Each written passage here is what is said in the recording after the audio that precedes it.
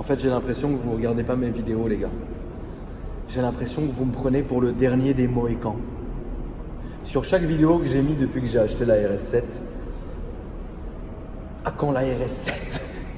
À quand la RS7? À quand la présentation de la RS7? Si vous vous rappelez bien, j'avais déjà présenté cette RS7 il y a maintenant quelques semaines. Mais bon, un skip s'est passé aux F. Et puis je voulais quand même montrer le jour où je suis parti la chercher chez PSR Performance. La voiture n'a pas changé, elle est là. Elle n'a pas changé de couleur, elle n'a pas pris de puissance, c'est toujours la même. Mais si ça vous fait plaisir, je vais vous faire une présentation complète, il n'y a qu'à demander.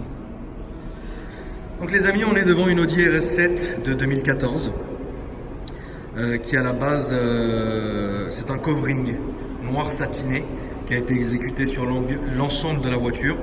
Les jantes que vous avez ici sont d'origine polychromée. Aujourd'hui, c'est de la peinture noire. Vous voyez ici les carbones céramiques de chez Audi qui sont là. Donc les freins céramiques chez Audi, qu'est-ce que c'est? C'est des freins qui freinent très fort, qui ont besoin d'être bien chauds pour freiner. Et c'est 17 000 € les disques, à peu près. Hein. S'il y a des connaisseurs, évidemment, Audi, les pros Audi, etc., vous pouvez, si je me suis trompé, genre de 50 centimes, un truc comme ça, n'hésitez pas. Et donc voilà, donc la couleur origine de la voiture, c'est le noir violine que vous avez ici dans les intérieurs de porte, ici. Donc noir violine, vous le voyez ici, il y a un reflet qui est violet. Voilà, tout simplement. Sinon, l'ensemble de la voiture, avec le déchromage ici, a été réalisé en covering. Les vitres teintées, ça a été posé par la suite. J'ai fait ça. Donc j'ai récupéré la voiture, elle avait déjà une teinte. Mais moi, pour certaines raisons, je préfère quand les vitres sont complètement fumées. Donc là, vous le voyez, on se voit dedans, etc. Alors, c'est du film anti-effraction. Anti-effraction, qu'est-ce que c'est? C'est-à-dire qu'il y a une espèce de dégénéré qui arrive au feu rouge avec une hache. Techniquement, il ne peut pas rentrer m'exécuter dans la voiture. Il va mettre quand même un peu de temps, s'il est doué, pour déjà arriver et me trancher la jugulaire. Il lui faudra quand même un peu de temps. Il faudra qu'il s'acharne et qu'il s'acharne et qu'il s'acharne. Voilà. Donc évidemment, au niveau des vitres teintées, je vous laisse débattre dans les commentaires entre vous si c'est vrai, si c'est pas possible, si on a le droit, si on n'a pas le droit. Ah, mais le décret, c'est vrai qu'il a été abandonné. Ah, mais comment prouver avec ils n'ont pas l'appareil pour prouver comment ça? Ça, je vous le laisse. C'est cadeau de la maison. J'ai pas à en parler. Ensuite, du coup, ce que j'ai fait, c'est que pour l'instant, sur la voiture, ce qui a été fait, c'est simplement, vous savez, les plaques luxembourgeoises. Normalement, elles sont en espèce de ferraille. Voilà, moi tout simplement, pour des raisons esthétiques et de sécurité, je préfère quand les plaques sont en plexiglas. Donc j'ai simplement fait les plaques en plexiglas. Pour l'esthétique et pour la sécurité, elles ont été rivetées au véhicule. Parce que vous savez, les plaques luxembourgeoises, de temps en temps, et les plaques allemandes, ils sont posés sur un socle que vous avez qu'à tirer, vous partez avec la plaque, etc. Voilà. Après, l'immatriculation de cette voiture va changer. Ici, vous avez RS7 560, comme le nombre de chevaux de la voiture. Mais moi, j'ai préféré mettre mes initiales, donc AK avec 1186, qui est novembre 86, mon année de naissance et mon mois de naissance, etc. À la question pourquoi plaque luxembourgeoise, etc., je vous laisse évidemment, bien sûr, débattre dans les commentaires entre vous. Ce qui va être changé sur la voiture bientôt, esthétiquement, c'est que je vais filmer les phares. Donc un filmage léger, un peu plus léger que ce que vous avez ici, à l'arrière. Voilà, là les phares sont fumés à l'arrière. Et c'est ce que je ferai à l'avant, etc. Parce que je le rappelle, cette voiture est équipée des phares Matrix. Et donc évidemment, c'est très bien. Et moi, ça me saoulait un peu limite de filmer le phare. Mais je préfère parce que c'est vrai que ça va être en adéquation avec la voiture esthétiquement.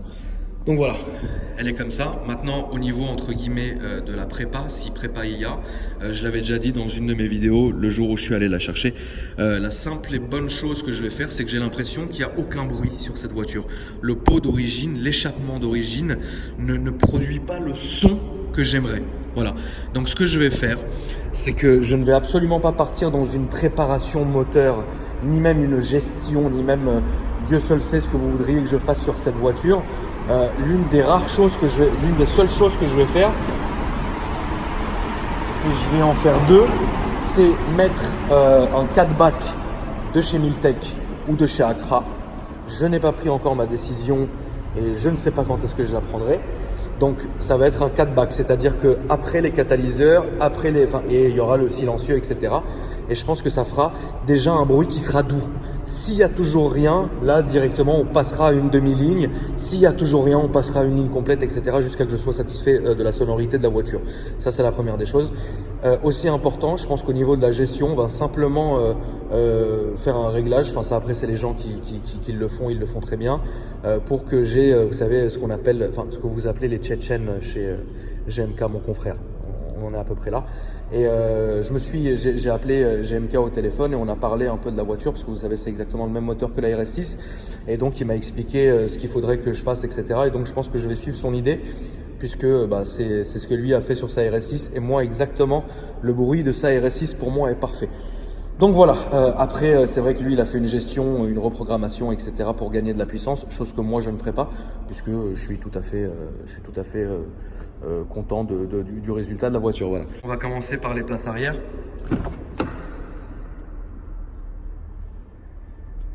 Il faut savoir quelque chose, c'est que le RS7 je l'ai eu à sa sortie aussi et c'est une voiture que j'avais pas aimée. J'avais pas aimé cette voiture-là pour la simple et bonne raison que l'esthétique de la voiture à l'époque, donc dans la couleur dans laquelle je l'avais, moi j'avais les jantes comme ça, mais qui étaient complètement d'origine, et elle était d'une espèce de gris mat très très clair, c'était une peinture Audi, etc. Et moi j'avais vraiment beaucoup du mal avec un intérieur qui avait été fait sur mesure, qui était gris, donc c'était extrêmement bizarre. Je le rappelle juste 2 minutes, que l'Audi RS7 telle qu'elle est, je ne l'aime pas. Celle-là, je l'aime parce qu'elle est d'une configuration qui est spéciale. Les Fiat 500 Abarth, 595 Abarth, je ne les aime pas. Mais la mienne, je l'aime bien parce qu'elle est dans une configuration qui me va bien. Voilà. Et donc au niveau de l'intérieur, je vous ai montré à l'arrière, vous avez des grandes places, vous êtes très bien, etc. Au niveau maintenant du passager, donc ici vous voyez que vous avez donc le carbone qui est ici. Ici aussi, les sièges sont très confortables. Quand je les ramenais de Dieppe sur la route, c'était très bien, c'était parfait. Ici aussi le carbone. Honnêtement, je n'ai rien à dire au niveau de cette voiture. Mais pour l'instant, le réel problème étant... En fait oui, j'aimerais bien vous ouvrir le coffre. Mais j'ai pas envie que ça tape là-haut et que je passe pour un mongol, donc je le ferai pas. Le seul problème avec cette voiture, pour l'instant, c'est le son. Tout simplement. Donc voilà. Moi, de toutes les manières, je réagis au coup de cœur. Il est logique, c'est vrai, qu'avec ce que je fais maintenant depuis bientôt 2 ans, je sais ce que je veux en matière d'automobile, etc. Et dans mes innombrables vlogs d'1h30, je pense avoir bien expliqué un peu ce que je voulais maintenant comme en matière d'automobile. Et je pense que ce genre de berline là me correspond tout à fait. De un, parce que malgré le fait de ne pas trouver les RS7 physiquement attirante, mais elle est intéressante. C'est comme une femme moche et belle en même temps. C'est-à-dire tu la regardes, mais c'est une femme, tu vas la regarder comme ça et tu vas pas savoir si putain la pauvre il lui manque une dent ou alors putain c'est un avion. Tu sais pas, tu regardes comme ça et après tu te fais ton idée. Tu sais, c'est comme le bon vin, tu vois, ou comme le connard que je suis au bout des années où je vous ai fatigué, vous vous dites tiens, c'est vrai que tonton, ça reste quand même un sacré connard. Ou alors tonton, on l'aime bien, c'est comme la famille, quand est-ce qu'il peut aller se faire foutre. Ça, on est un peu dans ce domaine de prédilection. Donc ça, c'est une chose. Donc là, je suis en confort, comme vous pouvez regarder ici, vous appuyez sur car, ici vous avez... Putain, je vous ai montré un nombre incalculable d'Audi sur cette chaîne, je pense que maintenant vous commencez à connaître. Mais vous avez voulu cette vidéo, donc... Tu vois, le temps que j'ai réagi là, j'étais en train de me vomir dans la bouche. Donc là, on est en confort, etc. Donc confort, c'est confortable. Auto, ça va détecter un peu ce que tu vas faire, etc. Regardez, un SL55 AMG, les anciennes générations, c'est très joli. Dynamique, vous avez compris, c'est le mode sport. Et individuel, on peut tout régler comme on le veut, etc. Voilà. Donc là, vous avez remarqué, on est tranquille. Et il n'y a aucun bruit.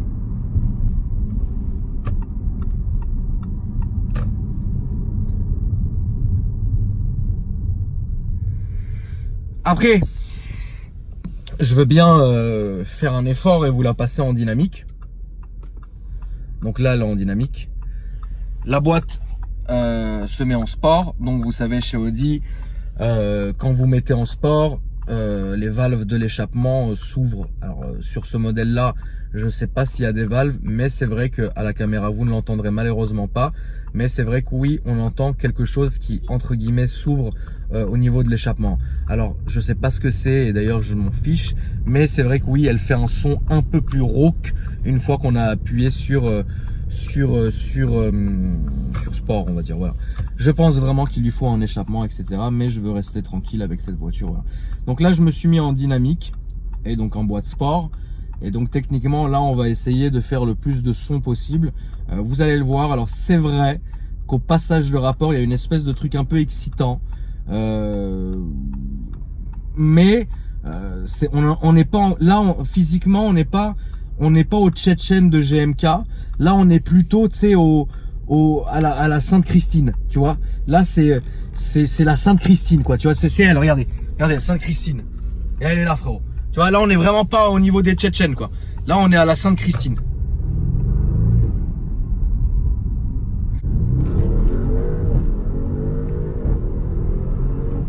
Vous voyez, ça marche bien. Alors ça, c'est indéniable. Ça marche. Ça marche, mais ça n'en plus pouvoir. Mais il lui manque ça, putain, il lui manque quelque chose. Il lui manque quoi. Il faut la dépuceler cette voiture parce que le son qu'elle fait est génial. Mais là, il est très malheureusement, il est très aseptisé. Ça, c'est pas possible quoi.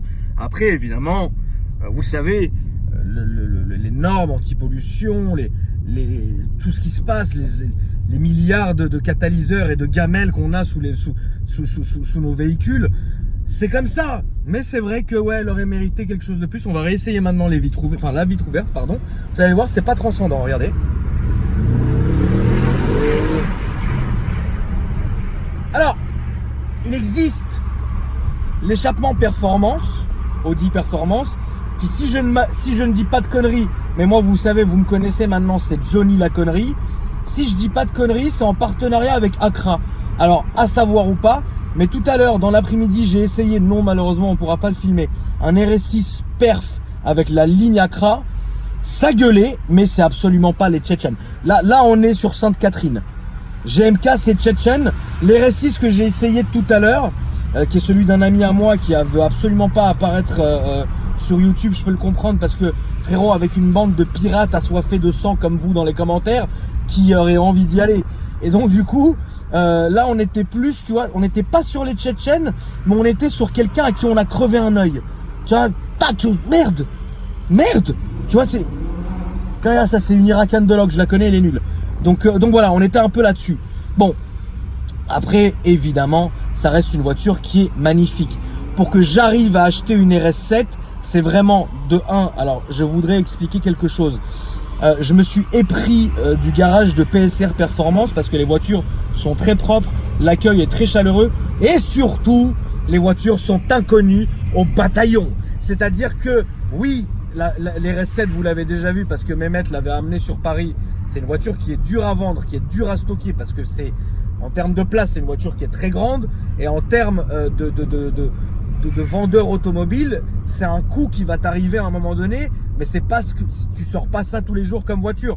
Et non, je n'ai pas eu, parce que beaucoup de gens l'ont dit dans les commentaires, on dirait que ces gens-là, je baise avec eux tous les soirs, ils sont assis à la place de ma femme dans mon lit et que c'est eux que je déglingue en leur disant putain, tu sais quoi chérie, putain, je suis en train de te défoncer. Mais d'ailleurs regarde, je vais t'apprendre quelque chose de ouf.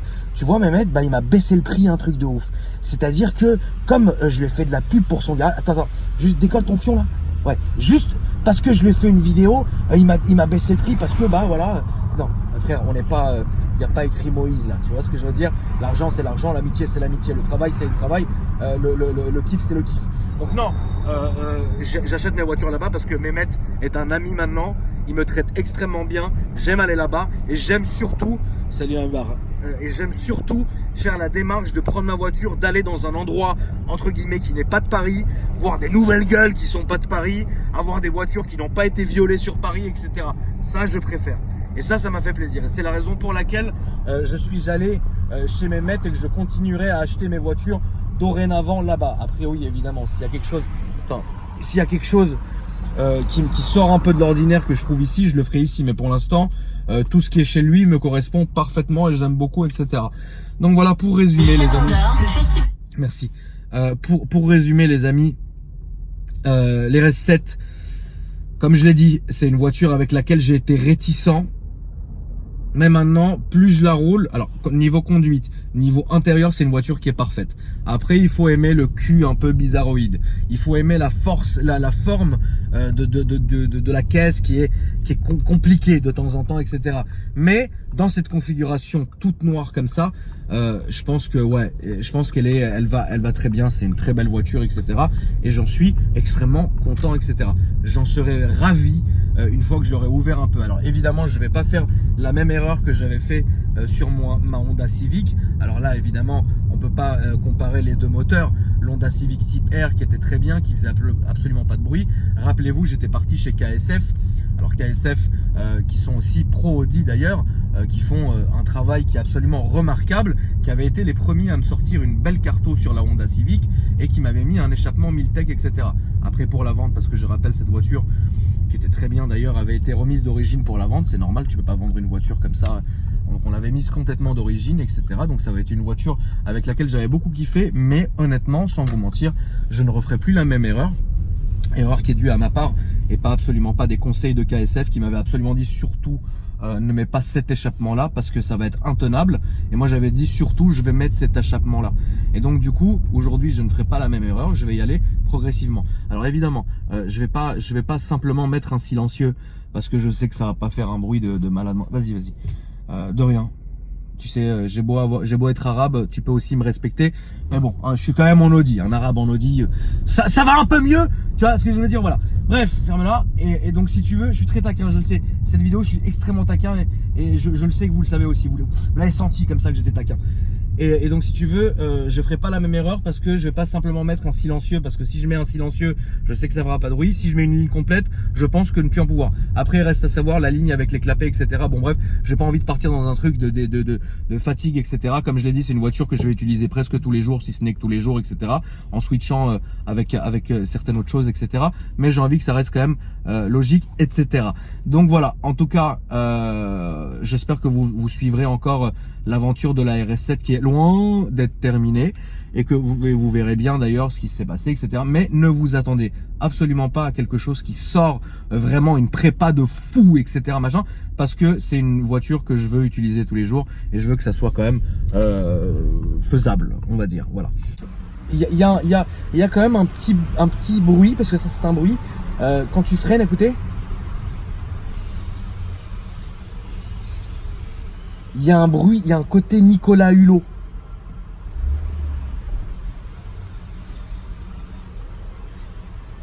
Tu vois ce que je veux dire? Voilà les amis, merci d'avoir regardé la vidéo. Je vous dis à très bientôt pour... Attendez, parce qu'il faut bien que je me concentre. C'est pas frérot, je tape le pare-choc, pas du tout. Le phare Matrix, je suis là. Bon, je vous embrasse la famille, faites attention à vous. Je vous dis à bientôt, merci encore une fois. C'est vrai que j'essaye de faire mon maximum pour à chaque fois que je vous dis dans une vidéo, merci les amis d'avoir été là, merci de regarder les vidéos, merci pour tout, parce que vous donnez beaucoup d'amour. Enfin, on se taquine tout le temps entre nous, genre oui, machin, truc, on se taquine beaucoup, mais je vous remercie vraiment du fond du fion pour tout ce qu'on vit et machin. Et ce qui m'énerve, c'est qu'à chaque fois que je vais être gentil avec vous et vous dire les amis, merci d'avoir été là, merci pour les messages, etc. Ouais, Akram, arrête de nous sucer. C'est pour ça que je vous adore. La caméra d'ailleurs est fatiguée, hein, regardez. En 2014, bon, c'était les débuts, frérot. Mais bon, ça reste quand même top, hein.